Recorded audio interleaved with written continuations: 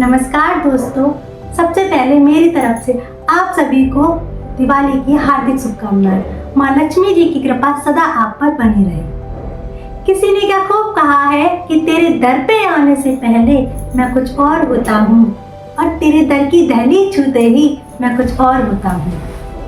दोस्तों, एक छोटी सी कहानी लेके आई हूँ जो कि आप सभी को बहुत कुछ सिखा देने वाली है। ये कहानी है एक राजा की। एक राजा थे और वो अपनी प्रजा का हाल जानने के लिए अपने राज्य से निकल गए और घूमते घूमते वो एक गांव में जा पहुंचे। राजा जो कि गांव में जा रहे थे तो उन्होंने अपने वेशभूषा बदल रखी थी जिससे कि कोई उनको पहचान न सके कि वो राजा है।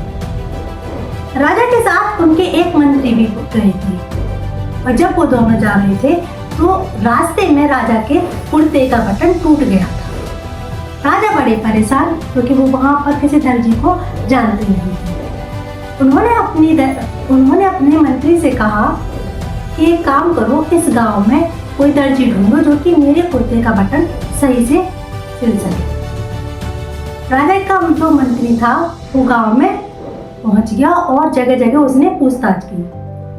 पूछताछ करने पर एक दर्जी का पता उसको मिल गया। जब मंत्री दर्जी के पास पहुंचा तो उसने दर्जी से कहा कि ये एक सीक्रेट है कि राजा हमारे गांव में भ्रमण के लिए आए हुए हैं, अपनी प्रजा का हाल चाल जानने के लिए आए हुए हैं। ये एक ऐसा सीक्रेट है जो कि तुम्हें पता है और किसी को पता नहीं होना चाहिए कि राजा यहाँ पर आए हुए हैं। जब दर्जी ने मंत्री की बात सुनी तो उन्होंने कहा कि ऐसा नहीं होगा।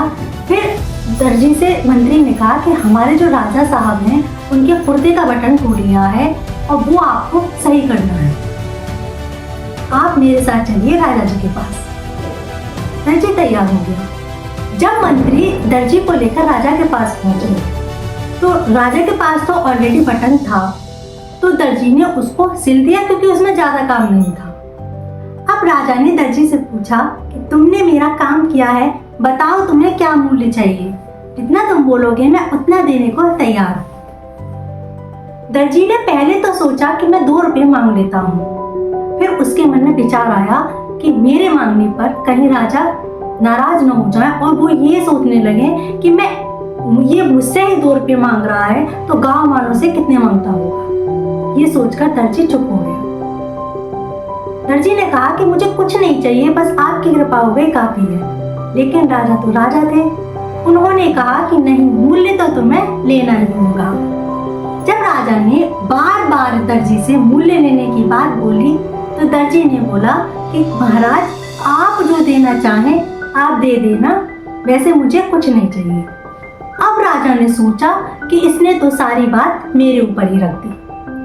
कल को अगर पता चलता है कि गांव में राजा आए और दर्जी को ये देके गए तो मेरे लिए तो बड़ा सवाल खड़ा हो जाएगा। इसलिए राजा ने अपने मंत्री से कहा कि इस दर्जी को 2 गांव दे दीजिए। जहां बात 2 रुपए की हो रही थी, जहां दर्जी ने 2 रुपए मांगने की सोची थी, आज वहां दर्जी को 2 गांव मिल चुके थे राजा की वजह से। ऐसा ही हमारी जिंदगी में होता है। देने वाला हमें बहुत कुछ देने को होता है लेकिन हमारी सोच बहुत छोटी होती है।